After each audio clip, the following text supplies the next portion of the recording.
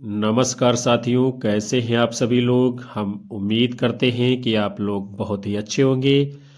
आप सभी एक बार पुनः से आ चुके हो दीपक लक्ष्य यूट्यूब चैनल की ऑनलाइन क्लासेज में। आप सभी लोगों का हम हार्दिक स्वागत, वंदन और अभिनंदन करते हैं। आज आप सभी के मध्य में हम लेकर उपस्थित हुए हैं हिंदी साहित्य इतिहास के महत्वपूर्ण प्रश्नों को, जो आपकी आने वाली सभी परीक्षाओं में महत्वपूर्ण भूमिका निभाएंगे। एक बार आप सभी लोग सेशन को लाइक, कमेंट कर शेयर कर दीजिए। चैनल के ऊपर पहली बार आए हैं तो सब्सक्राइब करिए, बेल आइकन दबाइए, जिससे आने वाली कक्षाओं का नोटिफिकेशन आप सभी तक पहुंचता रहेगा। तो चलिए हम लोग बगैर किसी देरी के शुरुआत करते हैं आज के पहले प्रश्न के साथ में। कला के किस क्षण से फैंटेसी साहित्यिक कलात्मक अभिव्यक्ति का रूप धारण करने लगती है? कला के उद्गम क्षण से, कला के पहले क्षण से, कला के दूसरे क्षण से, कला के तीसरे क्षण से। प्रश्न है, कला के किस क्षण से फैंटेसी साहित्यिक कलात्मक अभिव्यक्ति का रूप धारण करने लगती है? आप सभी को अपना उत्तर करना है। तो इस प्रश्न के लिए आप सभी का जवाब आया है विकल्प डी, तो बिल्कुल सही माना जाएगा। यानी कला के तीसरे क्षण से फैंटेसी साहित्यिक कलात्मक अभिव्यक्ति का रूप धारण करने लगती है। फिर ये जो परिभाषा है किसकी है? गजानन माधव मुक्तिबोध जी कहते हैं, कला के तीसरे क्षण से फैंटेसी साहित्यिक कलात्मक व्यक्ति का रूप धारण करने लगती है। मुक्तिबोध कला के तीसरे क्षण को कला का अंतिम क्षण मानते हैं। क्या मानते हैं मुक्तिबोध जी? कला के तीसरे क्षण को कला का अंतिम क्षण मानते हैं, जिसमें फैंटेसी के शब्द शब्द होने की प्रक्रिया पूरी होती है। उसके बाद में फैंटेसी ग्रीक शब्द फंतासिया से उत्पन्न हुआ है। किससे? फंतासिया से। और फंतासिया ये कैसा शब्द है? ग्रीक शब्द है। हिंदी में फैंटेसी के लिए रम्य कल्पना, स्वैर कल्पना, परिकल्पना कथा, स्वप्न कथा, ललित कल्पना आदि शब्द प्रचलित हैं। ये सभी बातें जो है फैंटेसी से जुड़ी हुई हैं। उसके बाद में आपका अगला प्रश्न है, बाणभट्ट की आत्मकथा में आई पंक्तियों को पहले से बाद के क्रम में व्यवस्थित कीजिए। बाणभट्ट की आत्मकथा ये क्या है? उपन्यास है। क्या है? उपन्यास है। और किसका उपन्यास है? हजारी प्रसाद द्विवेदी जी का। तो इसमें जो उपन्यास की पंक्तियां हैं उसको पहले से बाद के क्रम में आप सभी को व्यवस्थित करना है, लगाना है।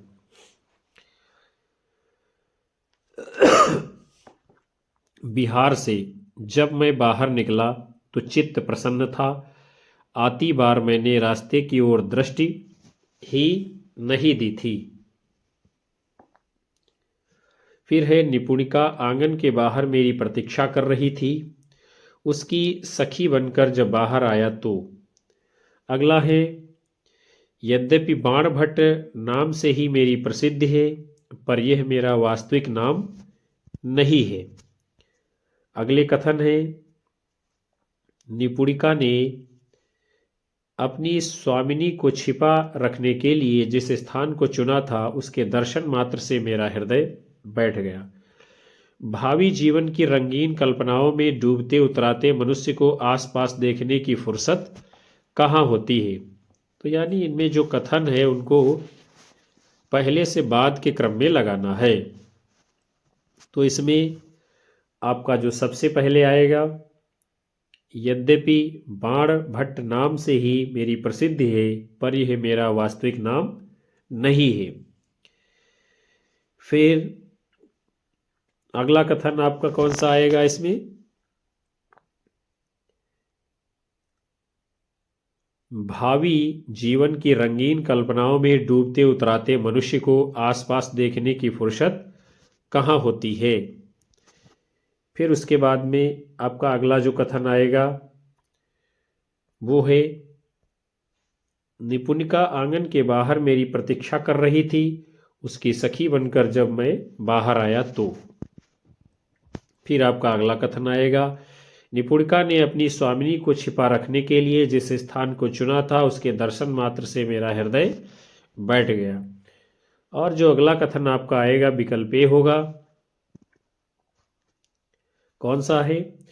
बिहार से जब मैं बाहर निकला तो चित्त प्रसन्न था, आती बार मैंने रास्ते की ओर दृष्टि ही नहीं दी थी।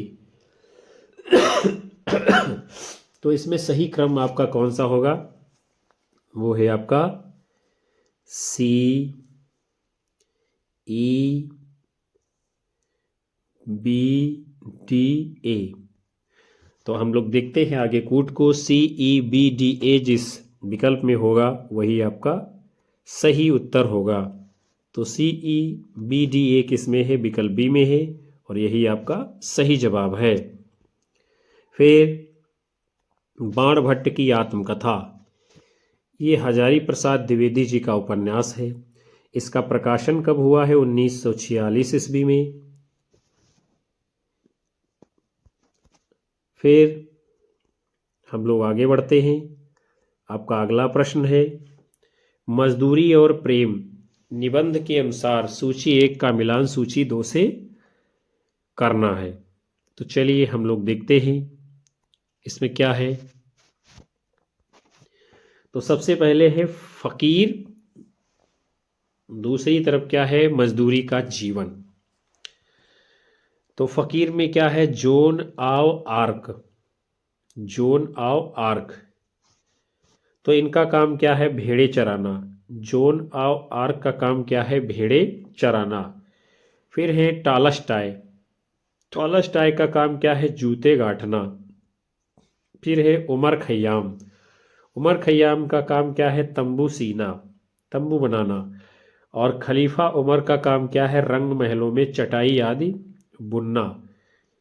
जोन ऑव आर्क का काम है भेड़े चराना, टॉलस्टॉय का काम है जूते गांठना, उमर खयाम का काम है तंबू सीना और खलीफा उमर का काम है रंग महलों में चटाई आदि बुनना। तो ये आपका जो है सही मिलान कर दिया गया है। और कूट के रूप में जो आपका सही उत्तर होगा इस प्रश्न के लिए वो आप सभी का विकल्प बी राइट आंसर माना जाएगा। आगे बढ़ेंगे हम सभी लोग। फिर प्रसन्नतापूर्वक तंबू सीते फिरना, खलीफा उमर का अपने रंग महलों में चटाई आदि बुनना, ब्रह्मज्ञानी कबीर और रैदास का शूद्र होना, गुरु नानक और भगवान श्री कृष्ण का मूक पशुओं को लाठी लेकर हाँकना सच्ची फकीरी का अनमोल आभूषण है। ये मजदूरी और प्रेम जो निबंध है वहां से कथन लिया गया है। फिर अगला है गैंग्रीन, रोज कहानी से संबंधित जो उचित कथन है उन्हें क्या है हम लोगों को पहचानना है, चयनित करना है। तो चलिए हम लोग देखते हैं कौन कौन से इसमें सही है। रोज कहानी के संबंध में मालती को अपने परिवार और गृहस्थी से सुख का अनुभव होता है। ये क्या है? बात सही नहीं है। दूसरा है मालती के पति सरकारी डॉक्टर थे, ये बात बिल्कुल सही है। फिर अगला है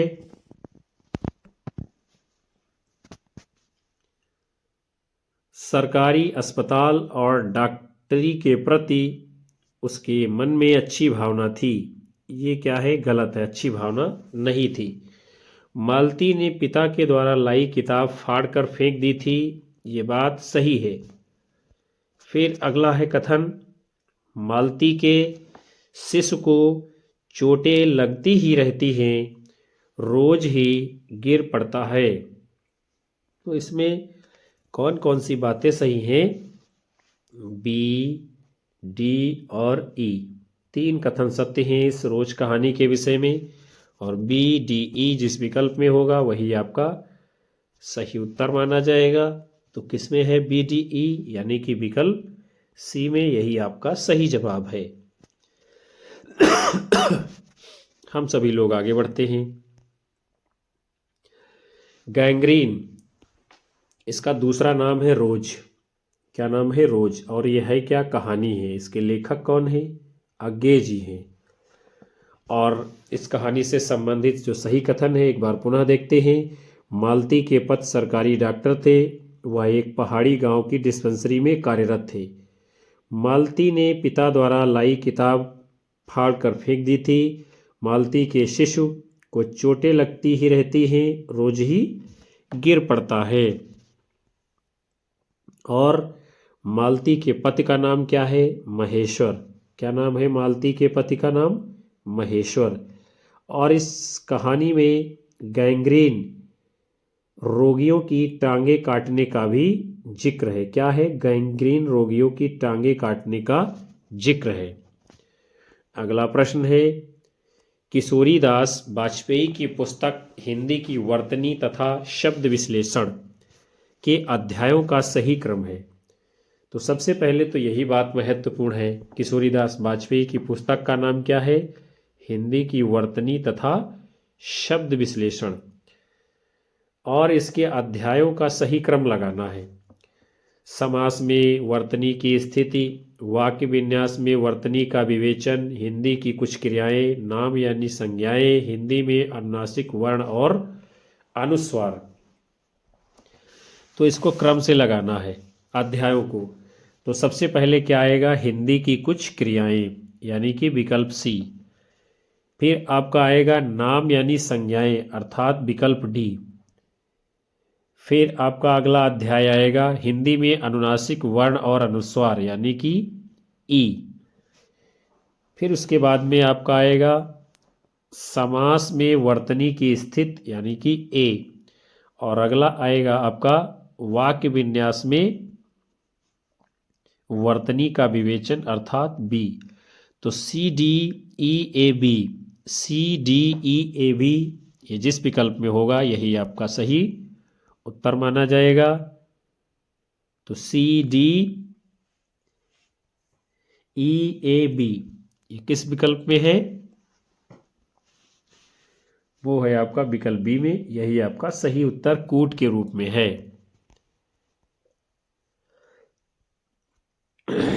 किशोरीदास वाजपेयी की पुस्तक हिंदी की वर्तनी तथा शब्द विश्लेषण में अध्यायों का जो है सही क्रम है।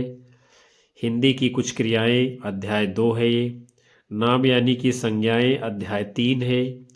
हिंदी में अनुनासिक वर्ण और अनुस्वार अध्याय 5 है। समास में वर्तनी की स्थिति अध्याय 7 है। और वाक्य विन्यास में वर्तनी का विवेचन अध्याय 9 है। उसके बाद में प्रथम अध्याय का नाम क्या है? हिंदी की वर्तनी और वाक्य विन्यास पद्धति। चतुर्थ अध्याय का नाम है कुछ तद्वितीय शब्द। अध्याय 6 का नाम है कुछ अव्ययों की वर्तनी। और अध्याय 8 का नाम है अन्यत्र से शब्द ग्रहण करने की विधि। और इस पुस्तक में कुल अध्याय कितने हैं? तो इस पुस्तक में कुल जो है 9 अध्याय हैं। हिंदी की वर्तनी तथा शब्द विश्लेषण में 9 अध्याय हैं। आपका अगला प्रश्न है, जिमि लोण विलज्जय पाड़िये हितिम घरणी लयचित्त समरस जाय तखड़े जय पुड़ते समणिंत। इन काव्य पंक्तियों के रचनाकार कौन से सिद्ध कवि हैं? कड़हपा, कमरिपा, सरहपा, डोम्बिपा। यानी किसकी ये पंक्तियां हैं? जिमि लोण विलज्जय पाड़िये तिम घरणी लयचित्त समरस जाय तखड़े जय पुड़ते समणिंत। तो ये काव्य पंक्तियां किसकी हैं? आप सभी का इस प्रश्न के लिए जवाब आ रहा विकल्प ए तो राइट माना जाएगा, यानी कि कड़हपा की ये काव्य पंक्तियां हैं। हम लोग आगे बढ़ेंगे।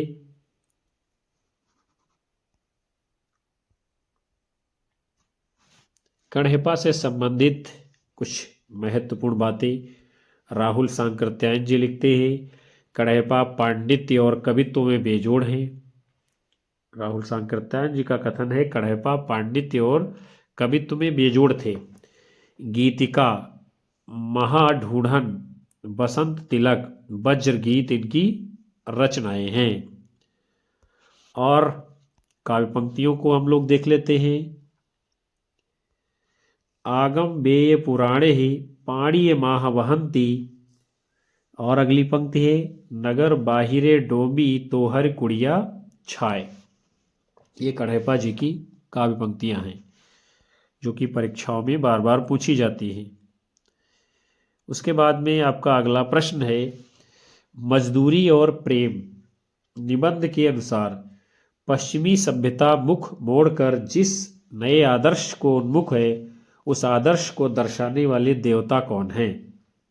Wordsworth, Eliot, Tolstoy, Gorky. कौन सा होगा इस प्रश्न का सही जवाब? तो आप लोगों का इस प्रश्न के लिए उत्तर आया है विकल्प सी, तो बिल्कुल सही माना जाएगा। मजदूरी और प्रेम निबंध के अनुसार पश्चिमी सभ्यता मुख मोड़कर जिस नए आदर्श को उन्मुख है उस आदर्श को दर्शाने वाले देवता कौन है? टॉलस्टॉय जी। और मजदूरी और प्रेम यह निबंध किसका है? सरदार पूर्ण सिंह जी का। किसका है? सरदार पूर्ण सिंह जी का।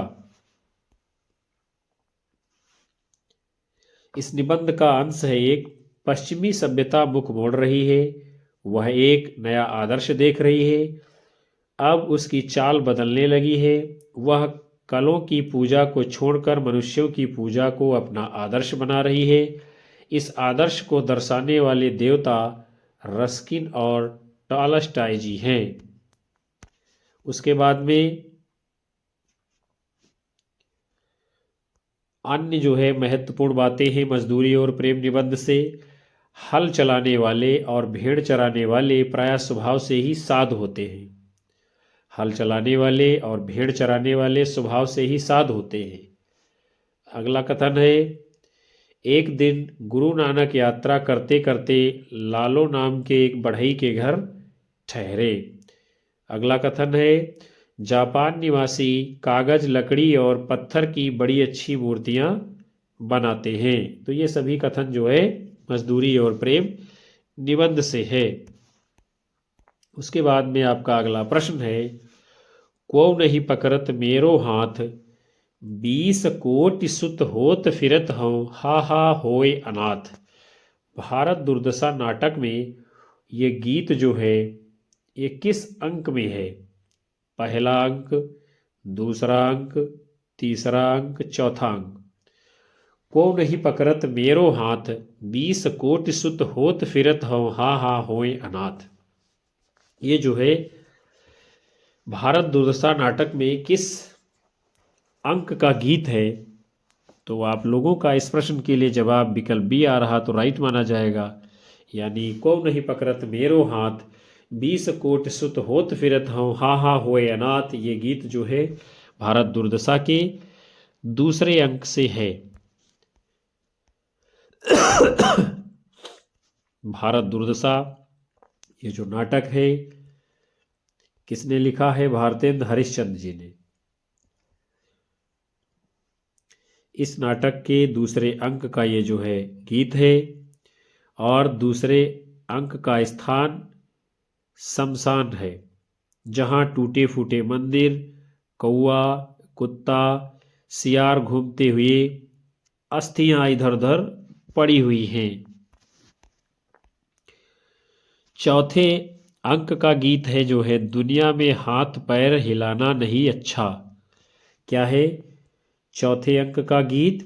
दुनिया में हाथ पैर हिलाना नहीं अच्छा, मर जाना पे उठ के कहीं जाना नहीं अच्छा। ये किसमें है? भारत दुर्दशा नाटक के चौथे अंक में। फिर अगला आपका प्रश्न है मजदूरी और प्रेम निबंध में आई पंक्तियों को पहले से बाद के क्रम में व्यवस्थित करना है। तो चलिए हम लोग देखते हैं। आपने 4 आने पैसे मजदूर के हाथ में रखकर कहा यह लो दिन भर की अपनी मजदूरी, वाह क्या दिल लगी है। फिर जो है अगला है, हल चलाने वाले और भेड़ चराने वाले प्राय स्वभाव से ही साध होते हैं। क्या है? हल चलाने वाले और भेड़ चराने वाले प्राय स्वभाव से ही साध होते हैं। फिर आपका अगला कथन है, पश्चिमी सभ्यता मुख मोड़ रही है, वो एक नया आदर्श देख रही है। मुझे तो मनुष्य के हाथ से बने कामों में उनकी प्रेम में पवित्र आत्मा की सुगंध आती है। आदमियों की तिजारत करना मूर्खों का काम है, सोने और लोहे के बदले मनुष्य को बेचना मना है। तो ये जो मजदूरी और प्रेम आपका निबंध है, इसका क्रम कौन सा सही होगा पूछा जा रहा है आपसे, पहले से बाद के क्रम में। तो इसमें आपका आएगा सबसे पहले हल चलाने वाले और भेड़ चराने वाले प्राय स्वभाव से ही साध होते हैं। फिर आपका आएगा, आपने 4 आने पैसे मजदूर के हाथ में रखकर, ये लो दिन भर की मजदूरी, वाह क्या दिल लगी है। फिर आपका अगला कथन जो इसमें आएगा वो होगा विकल्प डी, मुझे तो मनुष्य के हाथ से बने कामों में उनकी प्रेममयी पवित्र आत्मा की सुगंध आती है। फिर उसके बाद में आपका अगला आएगा, आदमियों की तिजारत करना मूर्खों का काम है, सोने और लोहे के बदले मनुष्य को बेचना मना है। फिर आपका आएगा, पश्चिमी सभ्यता मुख मोड़ रही है, वो एक नया आदर्श देख रही है। यानी कि जो आपका सही उत्तर होगा कूट के रूप में इस प्रश्न में, वो आपका विकल्प बी होगा, BADEC, यही आपका सही जवाब है।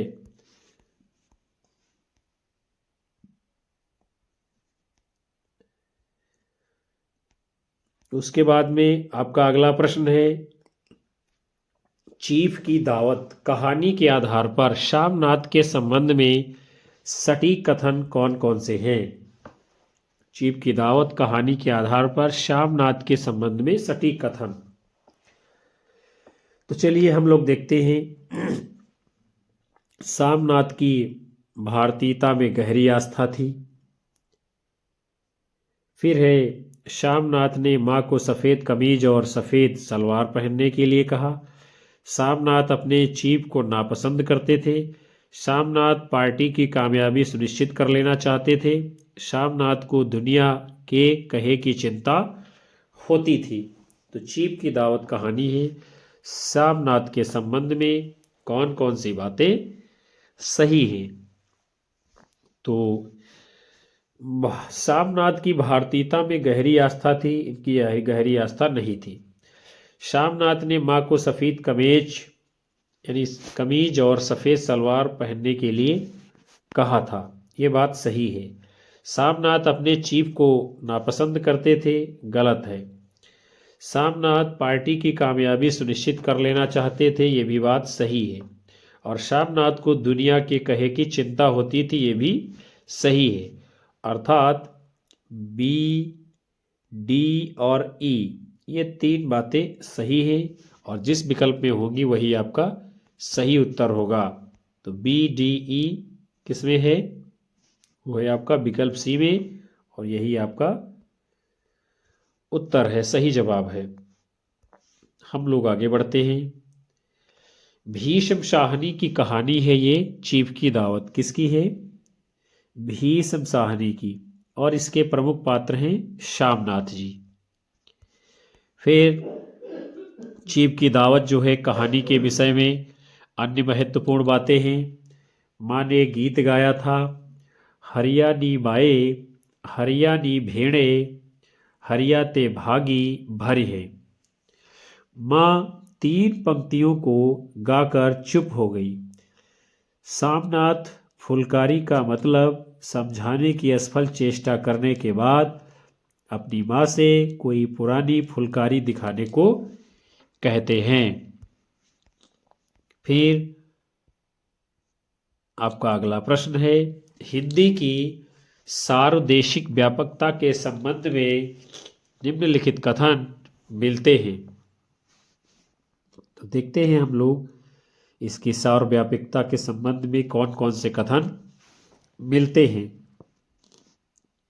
तो सबसे पहले क्या है, हिंदी की व्यापकता और लोकप्रियता का एक कारण साहित्य एवं संगीत की दृष्टि से उसकी संपन्नता भी है। तो ये क्या है, बात सही है। फिर दूसरा है, हिंदी को देशव्यापी बनाने में वैष्णव धर्म, सूफी संतों, निर्गुण सगुण कवियों की महत्वपूर्ण भूमिका रही है। ये भी बात सत्य है। फिर अगला है, सभी रीतकालीन हिंदी कवि राज्य आश्रित थे। ये बात क्या है, गलत है। फिर है, हिंदी के विकास में राजनीतिक परिस्थितियों और गतिविधियों का बड़ा हाथ रहा है। ये भी बात सत्य है। तो आपका उत्तर क्या होगा, ए, बी और डी, ये जिस विकल्प में होंगे वही आपका सही कूट माना जाएगा, ए, बी और डी। तो ए, बी, डी किसमें है, आपका विकल्प बी में है और यही आपका उत्तर है। फिर उसके बाद में आपका अगला प्रश्न है, कोसी का घटवार के आधार पर गोसाई के कथनों को पहले से बाद के क्रम में लगाइए। तो चलिए देखते हैं हम लोग।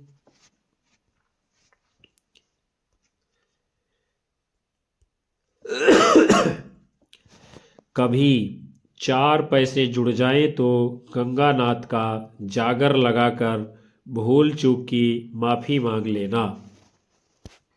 फिर अगला है, बच्चा है भूख लगाई होगी, डांटने से क्या फायदा। अगला है, सुबह से अब तक 10 पसेरी भी नहीं हुआ, सूरज कहाँ का कहाँ चला गया। फिर है, पिछले साल पलटन से लौट आया था, वक्त काटने के लिए ये लगवा लिया। फिर है अगला, लोग ठीक कहते हैं औरत के हाथ की बनी रोटियों में स्वाद ही दूसरा होता है। तो इस प्रश्न के लिए जो आपका सही जवाब होगा वो होगा आपका विकल्प बी, यानी कि सी, डी, बी, ई, ए, ये जो है इसका क्रम आएगा। जैसे कि पहले से बाद का क्रम है, सुबह से अब तक 10 पसेरी भी नहीं हुआ, सूरज कहाँ का कहाँ चला गया है, पिछले साल पलटन से लौट आया था, वक्त काटने के लिए ये लगवा लिया है, बच्चा है भूख लगाई होगी, डांटने से क्या फायदा है।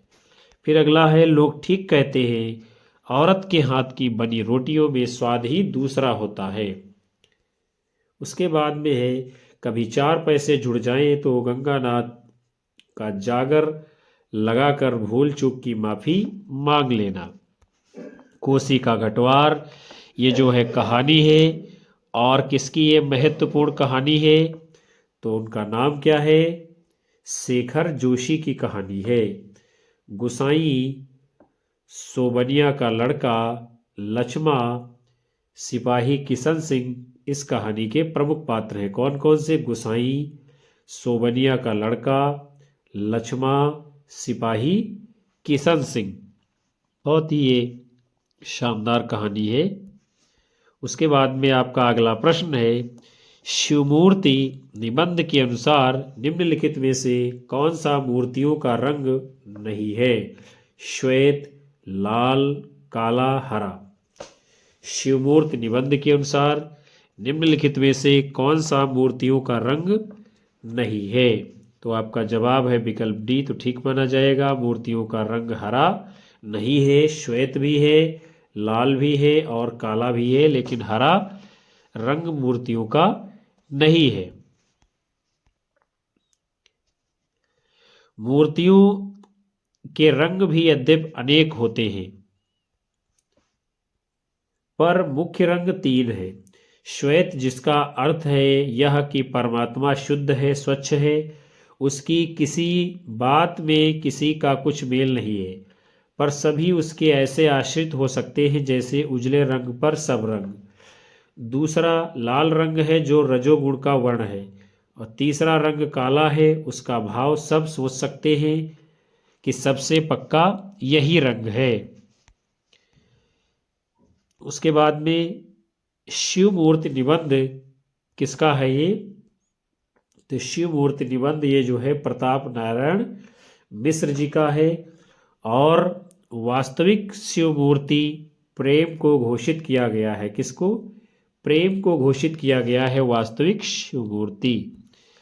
उसके बाद आपका अगला प्रश्न है, रामचंद्र शुक्ल ने सरस्वती में प्रकाशित निम्नलिखित कहानियों को मार्मिकता की दृष्टि से भाव प्रधान कहानियों के रूप में माना है। तो चलिए देखते हैं हम लोग कौन कौन से इनमें जो है भाव प्रधान कहानियां हैं मार्मिकता की दृष्टि से।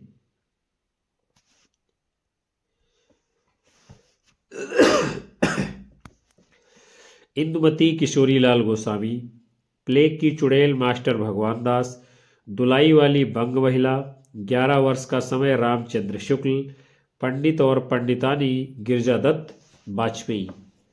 तो आचार्य रामचंद्र शुक्ल के अनुसार जो है पूछा जा रहा है इसमें, तो इंदुमती किशोरीलाल गोस्वामी ये क्या है? भाव प्रवण भाव प्रधान कहानी है। फिर है प्लेग की चुड़ैल लाला भगवान दिन, ये नहीं है। फिर है दुलाई वाली बंग महिला, ये भी भाव प्रधान है। फिर है 11 वर्ष का समय जो रामचंद्र शुक्ल की है, ये भी भाव प्रधान है। पंडित और पंडितानी गिरजादत्त वाजपेयी ये नहीं है। यानी ए, सी और डी विकल्प सही है। और यही जिस विकल्प में होगा वो आपका सही उत्तर होगा। ए, सी, डी किसमें है? आपका विकल्प डी में है और यही आपका सही उत्तर है। आचार्य रामचंद्र शुक्ल के अनुसार सरस्वती पत्रिका में प्रकाशित कहानियों में मार्मिकता की दृष्टि से जो भाव प्रधान कहानियां हैं वो इस प्रकार है। इंदुमती किशोरीलाल गोस्वामी, दुलाई वाली बंग महिला, 11 वर्ष का समय रामचंद्र शुक्ल जी। आचार्य रामचंद्र शुक्ल के अनुसार क्या कहते हैं शुक्ल जी? कहानियों का आरंभ कहाँ से मानना चाहिए, या देखने के लिए सरस्वती में प्रकाशित कुछ मौलिक कहानियों के नाम नीचे दिए जाते हैं। जैसे कि इंदुमती किशोरीलाल गोस्वामी संवत 1957, गुलबहार किशोरीलाल गोस्वामी संवत 1959, प्लेग की चुड़ैल मास्टर भगवान दास मिर्जापुर 1959। फिर उसके बाद में है 11 वर्ष का समय रामचंद्र शुक्ल 1900 यानी विक्रम संवत 1960, पंडित और पंडितानी गिरजादत्त वाजपेयी संवत 1960, दुलाई वाली बंग महिला संवत 1964। उसके बाद में आपका अगला प्रश्न है, राजभाषा के संबंध में निम्नलिखित तथ्य मिलते हैं। क्या तथ्य हैं? अनुच्छेद 343(1) के अनुसार संघ की राजभाषा हिंदी और लिपि देवनागरी होगी। फिर है 17 जून 1957 को राष्ट्रपति द्वारा राजभाषा आयोग का गठन किया गया। अनुच्छेद 350 में उच्चतम न्यायालय और उच्च न्यायालयों आदि की भाषा की व्यवस्था है। अनुच्छेद 344 के अनुसार राष्ट्रपति संविधान के प्रथम 5 और 10 वर्ष के बाद राजभाषा आयोग नियुक्त कर सकता है। और अनुच्छेद 345 में ये व्यवस्था है कि राज्य का विधानमंडल विधि द्वारा एक या अधिक प्रादेशिक भाषाओं या हिंदी को सरकारी प्रयोजनों के लिए स्वीकार करेगा। तो इसमें क्या है, क्या पूछा जा रहा है इस प्रश्न में? यानी जो तथ्य सही है उसके बारे में इस प्रश्न में पूछा जा रहा है। तो जो बात सही है उसे हम लोग देखते हैं। क्या है? अनुच्छेद 343(1) के अनुसार संघ की राजभाषा हिंदी और लिपि देवनागरी होगी। ये बात सही है।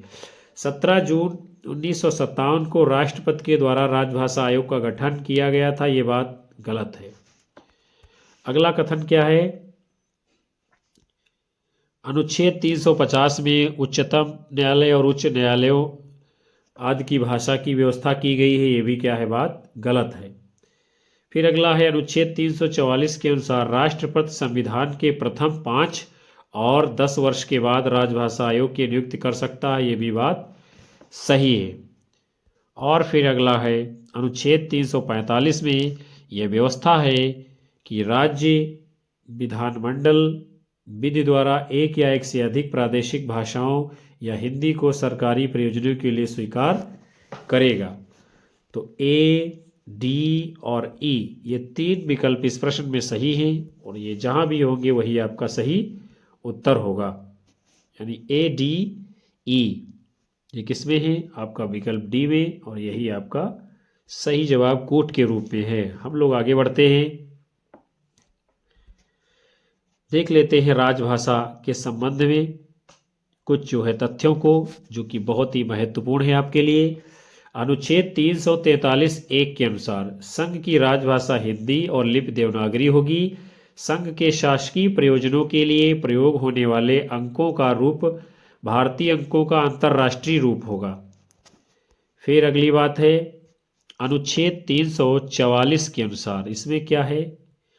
राष्ट्रपति संविधान के प्रारंभ से 5 वर्ष की समाप्ति और तत्पश्चात ऐसे प्रारंभ से 10 वर्ष की समाप्ति पर आदेश द्वारा एक आयोग गठित करेगा, जो कि एक अध्यक्ष और 8वीं अनुसूची में विनिर्दिष्ट विभिन्न भाषाओं का प्रतिनिधित्व करने वाले ऐसे अन्य सदस्यों से मिलकर बनेगा, जिनको राष्ट्रपति नियुक्त करे और आदेश में आयोग द्वारा अनुसरण की जाने वाली प्रक्रिया सुनिश्चित की जाए। फिर उसके बाद में अनुच्छेद 345 में क्या व्यवस्था है? राज्य का विधानमंडल विधि द्वारा एक या अधिक प्रादेशिक भाषाओं या हिंदी को सरकारी प्रयोजनों के लिए स्वीकार कर सकेगा। अन्य जो है महत्वपूर्ण बातें हैं, राष्ट्रपति राजभाषा आयोग का गठन 7 जून 1955 को किया गया। राष्ट्रपति के द्वारा राजभाषा आयोग का गठन कब किया गया है? 7 जून 1955 को। अनुच्छेद 348 में उच्चतम न्यायालय और उच्च न्यायालयों आदि की भाषा की व्यवस्था है और अनुच्छेद 351 में हिंदी भाषा के विकास के लिए निर्देश दिए गए हैं। तो ये कुछ महत्वपूर्ण तथ्य हैं संविधान के अनुच्छेद में। आपका अगला प्रश्न है, उत्तर प्रदेश सरकार द्वारा 31 जुलाई 1947 ईस्वी में गठित देवनागरी लिपि सुधार समिति के अध्यक्ष कौन थे? उदय नारायण तिवारी, चंद्रशेखर शास्त्री, नरेंद्र देव नारायण चतुर्वेदी। बहुत ही महत्वपूर्ण प्रश्न आप सभी के सामने है। उत्तर प्रदेश सरकार द्वारा 31 जुलाई 1947 में गठित देवनागरी लिपि सुधार समिति के अध्यक्ष कौन थे? तो आप सभी ने इस प्रश्न का उत्तर अपना दिया है विकल्प सी, तो ठीक माना जाएगा। आचार्य नरेंद्र देव जो है उत्तर प्रदेश सरकार द्वारा 31 जुलाई 1947 में गठित देवनागरी लिपि सुधार समिति के अध्यक्ष थे। और स्वतंत्रता के पश्चात 14 सितंबर 1949 को देवनागरी लिपि में लिखित हिंदी को संघ की राजभाषा के रूप में स्वीकार किया गया। हिंदी, संस्कृत, कोंकणी, डोगरी, नेपाली, बोडो, मराठी इत्यादि भाषाओं की लिपि कौन सी है? देवनागरी लिपि है सबकी। हिंदी, संस्कृत, कोंकणी, डोगरी, नेपाली, बोडो और मराठी की लिपि कौन सी है? देवनागरी। देवनागरी लिपि में सुधार का प्रयास बाल गंगाधर तिलक, सावरकर बंधु जैसे कि विनायक, गणेश नारायण, श्याम सुंदर दास, गोरख प्रसाद इत्यादि लोगों ने काम किया है।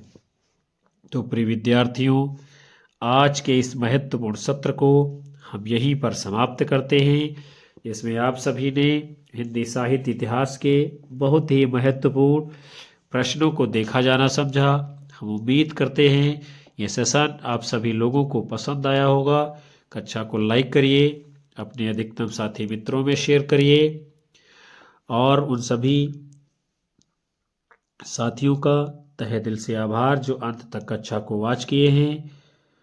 और हम आप सभी को मिलते हैं पुनः से अगले मॉडल पेपर में नई ऊर्जा के साथ। तब तक के लिए नमस्कार, जय हिंद, वंदे मातरम, बाय बाय, शुभ रात्रि आप सभी लोगों को विद्यार्थियों।